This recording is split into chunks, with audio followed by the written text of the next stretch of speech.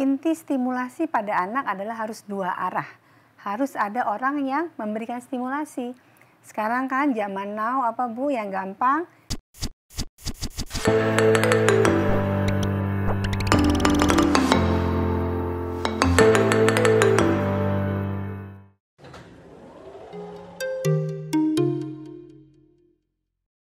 Tadi sudah saya sampaikan di awal bahwa stimulasi merupakan salah satu kebutuhan dasar seorang anak.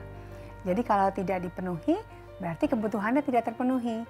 Jadi kalau kita berikan nutrisi yang baik, anaknya tidak kita sering ajak main ya, kita tidak sering ajak bercanda, akhirnya tadi tuh sinap-sinap di otaknya tidak bertambah banyak ya, kecerdasannya tidak akan menjadi optimal. Nah, waktu tersebut harus diluangkan. Inti stimulasi pada anak adalah harus dua arah. Harus ada orang yang memberikan stimulasi. Sekarang kan zaman now apa Bu yang gampang? Gadget ya. TV itu kalau saya tahu pasti tidak diperbolehkan. Jadi selalu edukasi kepada ibu yang membawa bayinya pertama kali, tidak boleh memberikan gadget dan TV. Sampai kapan? Sampai anaknya nanti mau sendiri ya. Biasanya kan bayi nggak tahu ada film di dalam HP ya, YouTube lah apa itu nggak tahu, tapi selalu diberikan kepada orang tua ya. Jadi kalau kita lihat stimulasi prinsipnya harus dua arah, bermain harus dua arah.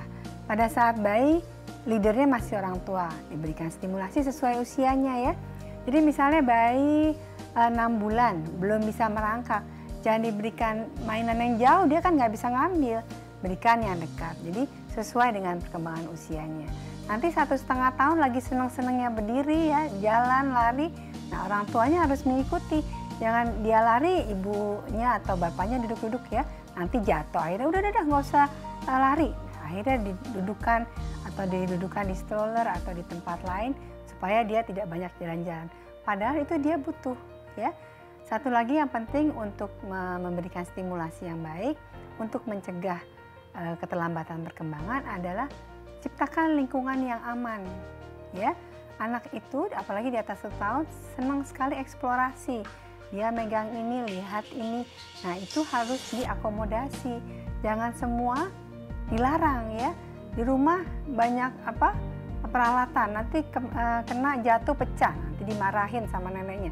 Nah itu yang harus disingkirkan, berikan ruang sebesar-besarnya untuk anak bereksplorasi sehingga tahapan perkembangannya akan tercapai.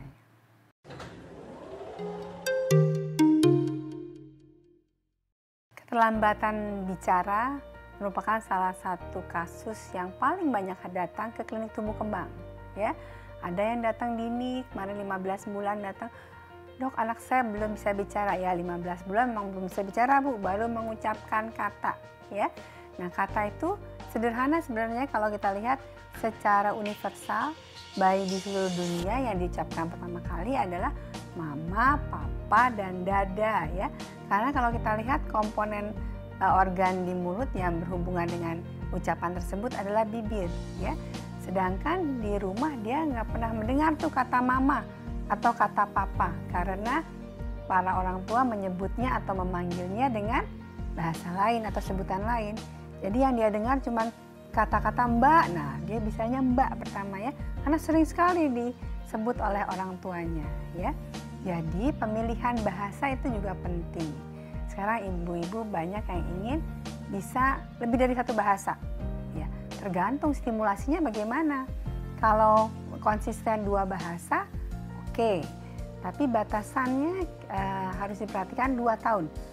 2 tahun itu perkembangan bicara anak sangat pesat. Jadi kalau kita hitung jumlah kata yang utuh yang diucapkan sekitar 50 sampai 100 ya. Nah, batasan lebih dininya lagi 18 bulan. Ada 6 sampai 10 kata yang harus diucapkan dengan benar dan tepat. Nah, itu kalau 18 bulan katanya baru 2, nah itu hati-hati ada keterlambatan bicara. Bila ada hal tersebut, segera konsultasikan ke petugas kesehatan. Kalau di situ ada bidan, boleh. Bidan juga bisa mendeteksi ya. Tapi begitu di atas 2 tahun harus diintervensi. Ya, harus dilakukan tindakan, harus diapakan atau masalahnya stimulasi. Tadi karena lingkungannya kebanyakan stimulasi satu arah atau harus dilakukan intervensi untuk mendapatkan perkembangan yang optimal sesuai usianya. Kalau saya lihat yang sekarang sering terjadi adalah keterlambatan bicara bahasa ekspresi.